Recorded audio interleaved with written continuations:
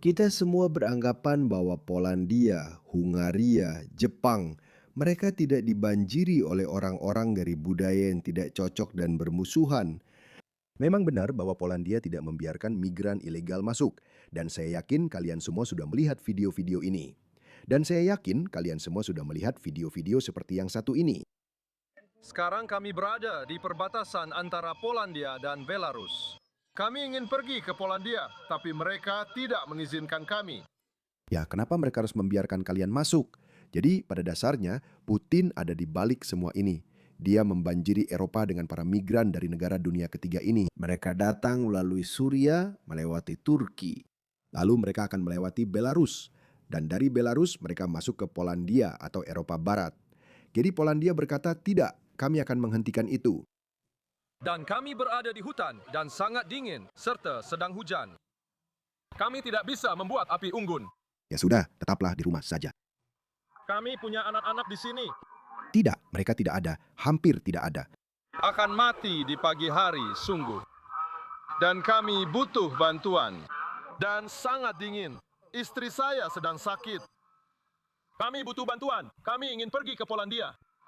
Katakan pada mereka, mereka tidak mengizinkan kami. Hei Polandia, jangan biarkan dia masuk. Mereka bilang kalau aku pergi ke Polandia, mereka akan memukulku. Jadi memang seharusnya begitu. Mereka akan membunuhku. Benarkah? Aku akan pergi ke Polandia. Kenapa kamu mau ke Polandia, bro? Kayak mau lihat kota yang katanya istimewa? Kamu harus membiarkan aku masuk. Kenapa? Ya, aku harus izinkan diriku sendiri masuk. Siapa kamu yang mau menghalangi aku? Maksudku, siapa mereka ini? Mungkin Jerman, mungkin ke suatu tempat untuk hidup yang lebih baik. Ya, tidak. Kita sudah melihat apa yang terjadi ketika orang-orang masuk. Dengarkan Dominic. Saya tidak pernah bisa mengucapkan nama belakangnya. Jadi inilah yang dia katakan tentang migran ilegal. Nol. Nol migran ilegal. Nol berarti nol. Kami tidak membiarkan siapapun masuk. Itu memang faktanya. Jadi yang bisa kalian lakukan sebagai orang Eropa, kalian harus mendorong para politisi kalian dan berkata, jadilah seperti Polandia. Nol. Apa itu? Nol. Apa pendapat Anda tentang fakta bahwa banyak negara Eropa lain menyebut Anda rasis atau fasis? Saya sama sekali tidak peduli. Saya tidak peduli. Mereka bisa saja memanggil saya gajah merah muda. Itu yang saya katakan di Cartoon Network pada tahun 2018. Itu tahun 2018 ketika saya memberikan wawancara ini saat saya berkata nol. Dan semua orang seperti, bagaimana Anda bisa mengatakan itu? Ya, saya bisa mengatakan itu. Saya tidak peduli. Yang harus kamu jaga adalah keluargamu sendiri, negaramu sendiri, keselamatanmu sendiri. Itu intinya. Dilindungi. Tapi ada sesuatu yang sangat aneh sedang terjadi di Polandia. Saya akan membahas itu, tapi lihatlah ini. Ini terjadi pada tahun 2025. Jadi orang Polandia sangat konsisten dengan harapan mereka. Dan mereka telah memberitahu pemerintah mereka bahwa mereka tidak ingin ada migran ilegal. Tapi migrasi ilegal bukan satu-satunya cara untuk menghancurkan negara Anda.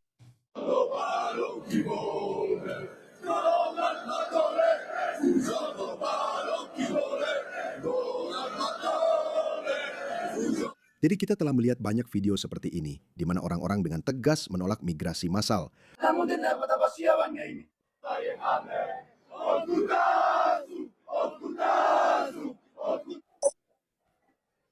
Dan sejujurnya, Polandia benar-benar brutal dalam menolak para migran ilegal ini. Lihatlah ini.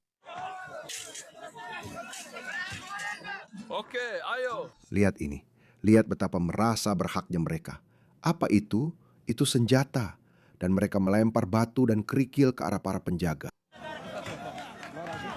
Jadi ya, lihat itu. Yaitu cara yang sangat baik untuk masuk.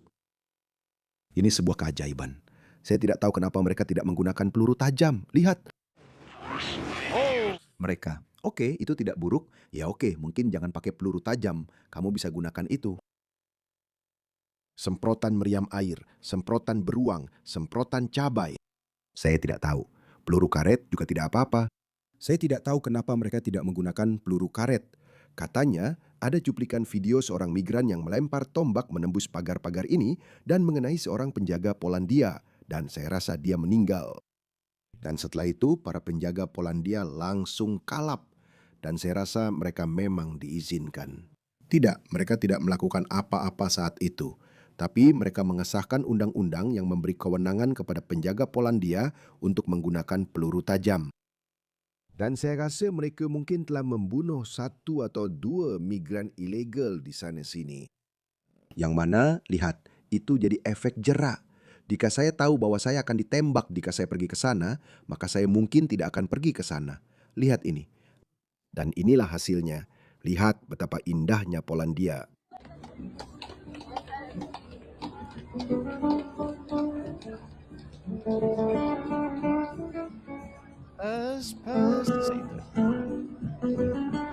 Saya tidak tahu apakah saya bisa memutar musik itu.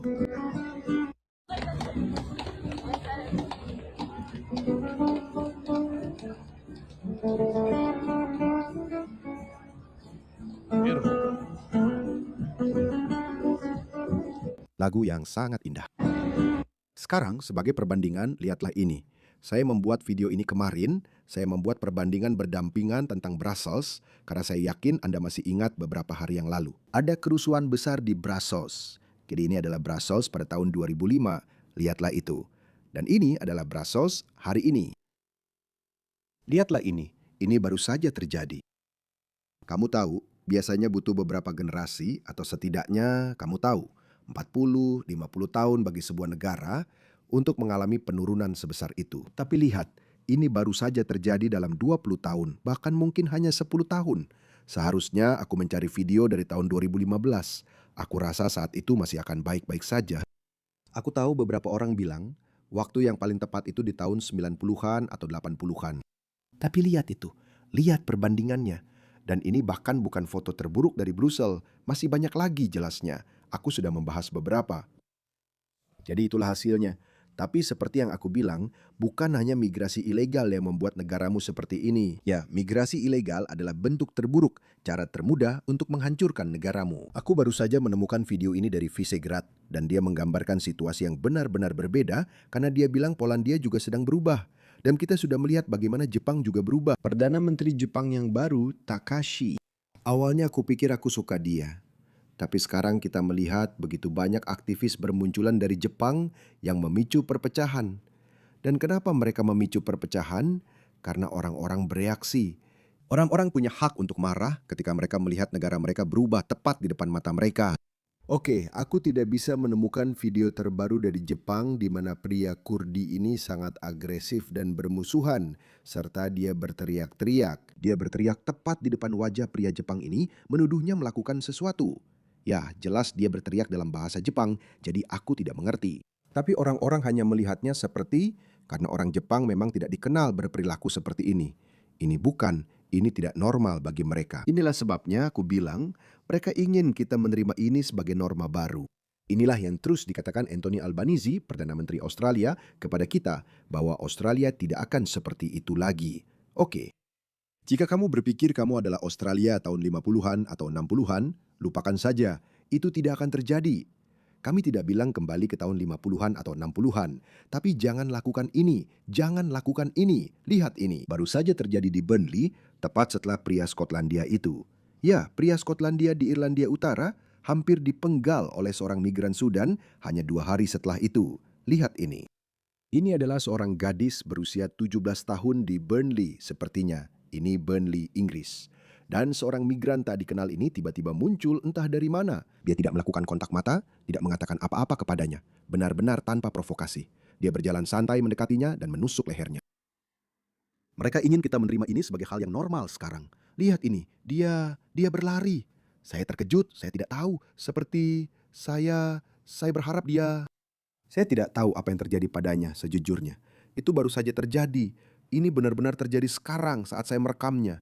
Video ini bocor kurang dari 12 jam yang lalu.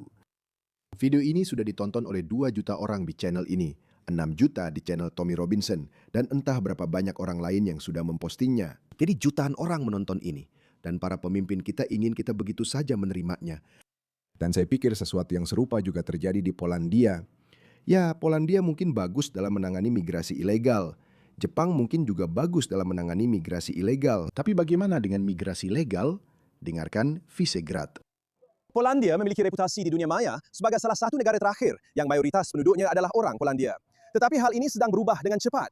Selama beberapa tahun terakhir, ratusan ribu visa kerja dikeluarkan setiap tahunnya yang telah membuka pintu lebar-lebar bagi migrasi massal dari tempat-tempat yang secara budaya dan etnis sangat berbeza dengan Polandia. Jadi Polandia telah menyambut jutaan orang Ukraina, para pekerja dan pengungsi, para pekerja yang datang. Banyak orang berkata, kamu membiarkan pengungsi dari Ukraina masuk, tapi kamu bermasalah jika membiarkan orang dari Suriah atau Irak masuk. Ya, Tentu saja kami punya masalah dengan itu. Orang Ukraina adalah orang Barat. Orang Ukraina jauh lebih dekat dengan peradaban Barat dibandingkan orang Suriah, Libya, atau siapapun dari dunia Islam. Kita tidak perlu menyembunyikan itu. Kita seharusnya, ini bukan masalah ras, ini murni masalah peradaban yang didasarkan pada praktik budaya, kecocokan budaya. Lalu mereka mencoba menyentuh sisi kemanusiaan Anda. Mereka berkata, di mana rasa kemanusiaan kita bersama? Kemanusiaan bersama adalah perekat yang lemah ketika ketidakcocokan budaya menarik kita ke arah yang berlawanan. Jadi itu tidak bisa berhasil.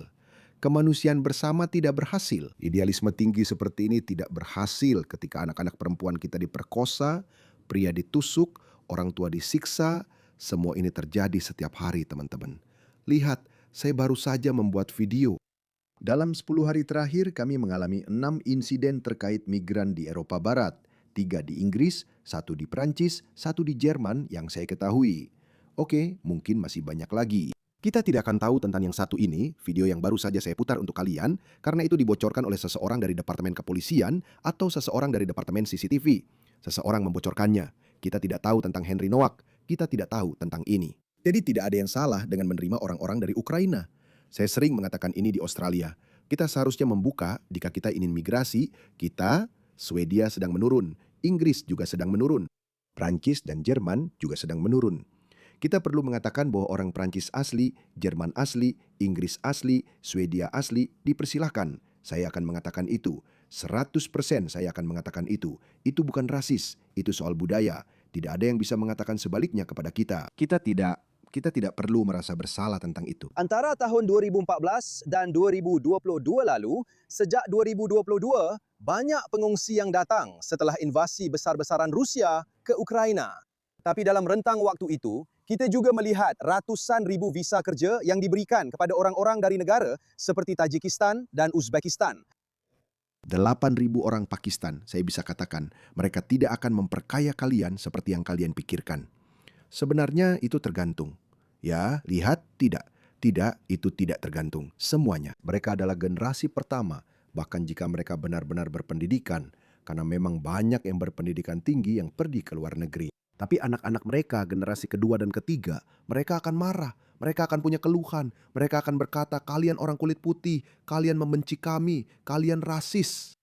Dan kemudian mereka akan menuntut kesetaraan. Mereka akan berkata, kalian punya kekayaan turun-temurun, kalian punya keuntungan yang tidak adil. Ini tidak akan berhasil, teman-teman. Multikulturalisme tidak akan berhasil kecuali kalian memberi syarat bahwa mereka tidak akan bisa menjalankan agama mereka, Islam. Kami tidak akan memberikan kalian daging halal. Berikan syarat yang sangat ketat kepada para migran yang datang. Paksa mereka untuk berintegrasi. Jadi generasi pertama mungkin tidak bisa berintegrasi karena kalian tahu kebiasaan lama sulit diubah. Tapi anak-anak mereka akan dipaksa. Ajarkan mereka hanya sejarah Polandia atau sejarah Eropa dari sudut pandang Eropa. Kami tidak tertarik dengan keluhan kolonial kalian atau sejarah Islam kalian atau masa lalu Islam kalian yang gemilang. Kami tidak. Tetaplah di dunia Muslim. Tetaplah di sana jika kamu memang Muslim yang begitu bangga. Sama saja. Itulah yang harus kalian lakukan, teman-teman. Saya tidak peduli. Indonesia, Turki, ini bukan urusan pribadi. Tidak ada yang bersifat pribadi. Estonia, Sri Lanka, Bangladesh, dan sekarang bahkan beberapa negara Afrika. Jadi, struktur etnis Polandia sedang berubah. Dan ini terjadi sangat cepat dalam rentang waktu yang singkat. Saya rasa sebaiknya Anda mengatakan struktur budaya, karena jika Anda mengatakan etnis, itu menjadi rasis. Kami tidak masalah dengan orang Ukraina yang mungkin saya tidak tahu apakah mereka secara etnis berbeda dari orang Polandia atau tidak. Tapi bagaimana dengan? Dan jika Anda membuat argumen etnis seperti itu, maka itu akan membenarkan orang-orang di Inggris yang memprotes kehadiran orang Polandia yang jelas-jelas sangat berbalik arah karena didasarkan pada gagasan etnisitas yang bodoh. Pulse Inggris, Anda lebih memilih orang Polandia atau orang Sudan, Pakistan, Suriah, dan Albania. Dan siapa yang lebih Anda pilih? Jadi, Itu sebenarnya tidak pernah tentang etnisitas. Itu selalu tentang praktik budaya. Orang Polandia, orang yang pekerja keras, Kristen, mereka sudah akrab dengan nilai-nilai Barat. Ya, mereka berada di timur, mereka bagian dari kekaisaran atau benua Eropa Timur. Tapi mereka tidak masalah. Generasi kedua dan ketiga orang Polandia, kamu hampir tidak bisa melihat perbedaannya. Hanya dalam beberapa tahun saja, dan orang Polandia bisa dimengerti merasa frustrasi dan kesal. Migrasi massal sudah menyebabkan 2 pembunuhan yang kita ketahui. Di Torun, Claudia yang berusia 19 tahun mengalami kekerasan seksual yang brutal dan kemudian ditikam berulang kali dengan pisau oleh seorang pembunuh yang ingin menusuk matanya agar dia tidak bisa mengenalinya. Dia meninggal 2 minggu kemudian di rumah sakit dalam penderitaan yang luar biasa. Astaga. Teman-teman, saya tidak tahu. Saya tidak tahu apakah ini karena saya melaporkan banyak hal ini. Seperti saya seharusnya membantah Islam. Saya seharusnya memberitahu kalian tentang keburukan Islam atau Islamisme. Tapi ada masalah paralel yang sedang menggerogoti peradaban Barat dari dalam. Tapi saya semakin sering melihat serangan-serangan mengerikan seperti ini terhadap orang-orang yang benar-benar tidak bersalah. Maksud saya, dia benar-benar tidak pantas mendapatkan ini. Tapi kalau bukan dia, pasti akan terjadi pada wanita lain. Saya tidak menjadi kebal terhadap hal seperti ini. Maaf, saya tidak tahu dengan kamu, tapi saya tidak menjadi kebal terhadap hal seperti ini. Ini masih sangat mengganggu saya dan semakin memotivasi saya untuk terus melaporkan hal ini dan terus memberitahu orang-orang agar tidak menerima ini sebagai hal yang normal. Lalu seorang pria Polandia berusia 41 tahun ditikam oleh seorang migran Kolombia di kota Novi. Jadi kita sudah melihat 2 pembunuhan. Kita juga melihat peningkatan besar dalam kasus pemerkosaan. Ini terutama terjadi di Uber. Pemerkosaan. Dan apakah ini? Dia adalah seorang sopir taksi asal Georgia? Politika, surat kabar terkemuka Polandia, telah mendokumentasikan beberapa ratus kasus, sebagian besar sopir Uber asal Georgia yang memperkosa atau melakukan pelecehan seksual terhadap wanita Polandia. Dan kemudian, kita juga memiliki masalah jelas bahawa masuknya besar-besaran pekerja berupah rendah dan berkeahlian rendah secara tidak proporsional berdampak pada orang-orang di lapisan bawah masyarakat. Apa artinya itu?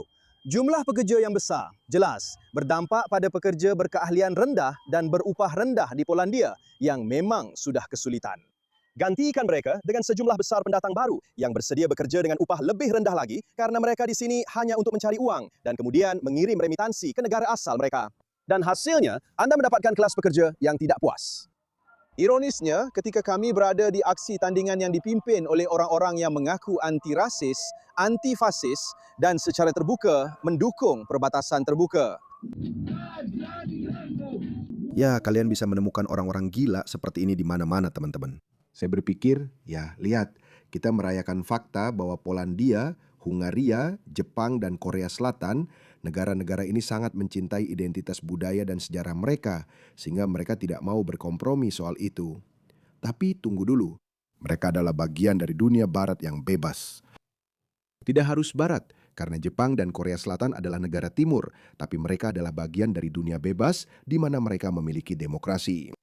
Jadi pastinya demokrasi akan melahirkan kelompok seperti ini. Kelompok yang tidak waras, gila, dan sinting seperti ini.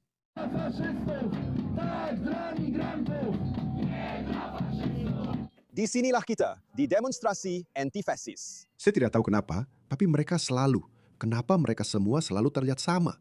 Lihat ini. Lihat dengan siapa kita berurusan, teman-teman. Lihat ini. Saya.